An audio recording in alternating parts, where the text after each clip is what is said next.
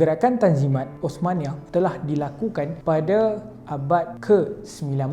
Ketika itu, Empayar Osmaniyah telah menjadi satu empayar yang semakin perlahan dan semakin jauh ketinggalan daripada empayar-empayar lain seperti Perancis, British dan sebagainya. Ini kerana Empayar Osmaniyah sejak mula ditubuhkan sehingga ketika itu hanya empayar yang mementingkan tentang kuasa ketenteraan dan peperangan semata-mata. Mereka tidak menekankan tentang sistem lain seperti sistem dalam pentadbiran, sistem dalam perundangan, sistem tentang hak asasi para rakyat. Jadi Tanzimat ini satu keperluan kepada kerajaan Osmaniyah ketika itu. Tanzimat bermula daripada tahun 1839 sehingga 1876.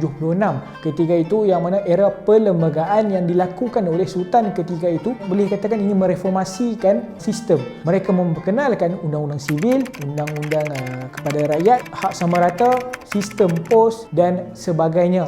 Sebab apa? Sebelum zaman Tanzimat ini, kedudukan orang bukan Islam tidak sama. Tapi apabila dijalankan sistem Tanzimat ini, orang Kristian dan juga orang Yahudi berada dalam tahap sama rata. Jadi, Tanzimat ini merupakan satu kepentingan kerana pemimpin Turki ketika itu nampak mereka perlu bersaing dengan empayar-empayar lain untuk menjadi lebih relevan. Dan ketika itu, empayar lain melihat Empayar Osmaniyah ni sebagai orang tua yang sudah uzur. Tunggu masa je bila-bila nak jatuh. Tapi Tanzimat ini telah melalui proses kegagalan. Disebabkan antara benda-benda yang diperbaharui ketika itu seperti pengenalan kepada kad pengenalan, bancian penduduk, taraf sama rata rakyat dan juga sistem-sistem yang lebih ke arah barat dan penukaran. Salah satu benda yang dia tukar daripada pakai jubah dan sebagainya, tukar mengikut kepada orang Eropah memakai mengikut kod Napoleon. Ini semestinya ditentang oleh orang-orang Islam sebab orang Islam ketika itu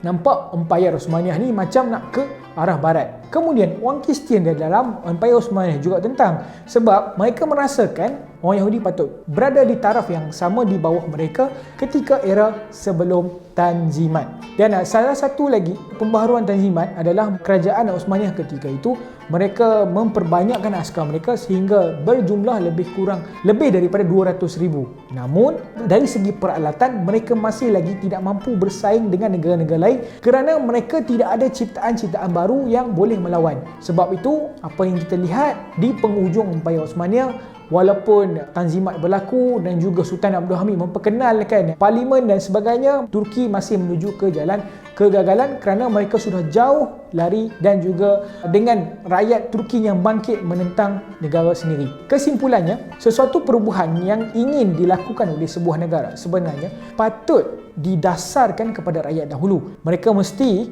mendapat kepercayaan rakyat untuk mengubah dasar. Apabila mengubah dasar sesuka hati, golongan-golongan yang mungkin majoriti di negara itu akan mudah untuk menentang seperti yang berlaku di beberapa negara termasuk Afghanistan baru-baru ini. Apa yang terjadi dekat Afghanistan iaitu Taliban dah menguasai Afghanistan. Satu sebab lain kenapa orang cakap Tanzimat ni tak boleh nak pergi sebabkan dia nampak ke arah perubahan fizikal saja. Contohnya tukar pakaian. Tetapi dalam segi lain dia tak ada pertukaran. Masih orang yang sama dan nak membasmi gejala rasuah pun masih orang yang sama. Jadi pengajaran dekat sini kita boleh tengok sebenarnya kalau kita nak ubah satu sistem, kita kena ubah keseluruhan sistem itu.